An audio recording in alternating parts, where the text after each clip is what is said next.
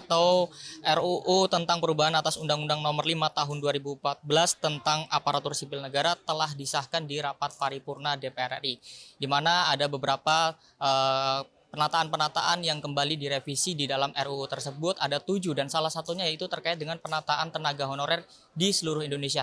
Untuk membahasnya lebih detail, saya sudah bersama dengan salah satu Wakil Ketua Komisi 2 DPR RI, yaitu Bapak Junimart Girsang dari fraksi PDI Perjuangan untuk daerah pemilihan Sumatera Utara 3. Baik Pak Junimart, Pak, ada 7 Pak menjadi fokus dari revisi ASN ini Pak. Kira-kira salah satunya yaitu terkait dengan penataan tenaga honorer. Ini kenapa ditunda Pak terkait dengan penataan honorer ini menjadi Desember 2024 Pak?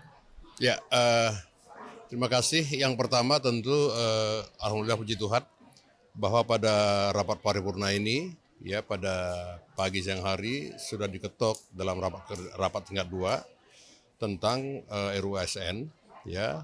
Tentu kita harapkan sesegera mungkin RUU ini akan segera diberlakukan.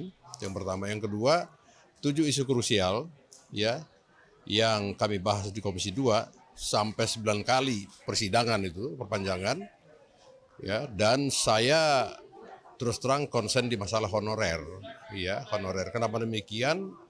Karena honorer ini adalah anak bangsa ya yang harus dijamin ya kepastian tentang pekerjaannya. Yang pertama, yang kedua, honorer ini kan menurut hasil hitungan kami di lapangan 60% ya tenaga kerja di perkantoran se-Indonesia itu ya adalah tenaga honorer. Yang ketiga, kalau misalnya tenaga honorer dihapuskan ya pada bulan November tahun ini sebagaimana surat edaran Menteri, tentu akan stagnan ya kerja-kerja pemerintahan di pusat dan daerah. Nah, yang keempat, dalam rapat-rapat kerja dengan Menteri Pan RB, jelas saya menolak supaya dihapuskan, bahkan ditingkatkan. Nah, ini yang menjadi waktu atau tempo yang lama sampai 9 kali masa persidangan kita perpanjang ya untuk memperjuangkan para tenaga honorer dan diangkat menjadi P3K. Nah, yang jadi masalah kemarin itu para tenaga honorer yang bisa mendaftar secara online ke kemarin itu lebih kurang 2.300.000 sekian. Ya, sementara di lapangan, di dapil saya misalnya, itu sampai ratusan ribu. Ini bagaimana mereka tidak mendaftar? Nah, kan? Nah, terus saya membuka online pendaftaran ya di DPR, itu mendaftar lebih kurang 3.338 yang belum terdaftar di Kemenpan atau BKN. Nah, saya sudah serahkan kepada Menteri dalam rapat kerja supaya nama-nama ini sesuai dengan data dan surat keterangan dari instansi terkait dimasukkan menjadi P3K.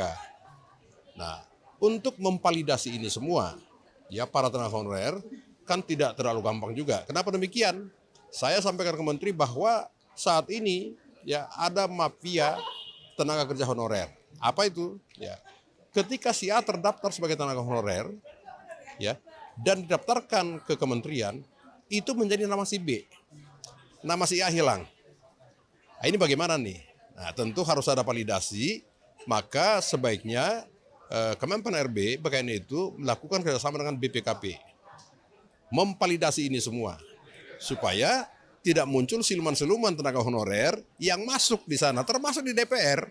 Ini kan banyak honorer di sini. Ini kita perjuangkan semua.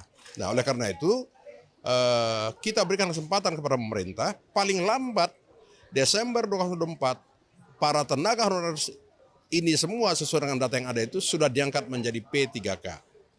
Nah, menyangkut anggaran itu kan tinggal kita mencari solusi yang solutif. Contoh misalnya kan banyak tenaga honorer diangkat oleh para kepala daerah. Nah, bagaimana tanggung jawab kepala daerah di sini? Nah, ini harus kita atur juga. Nah, yang terakhir paling pokok sampai kepada Menteri supaya membuat surat edaran kepada semua kepala daerah, provinsi dan kabupaten kota itu tidak mengangkat tenaga honorer lagi. Terima Oke. kasih Bapak Junimart Girsang atas waktunya.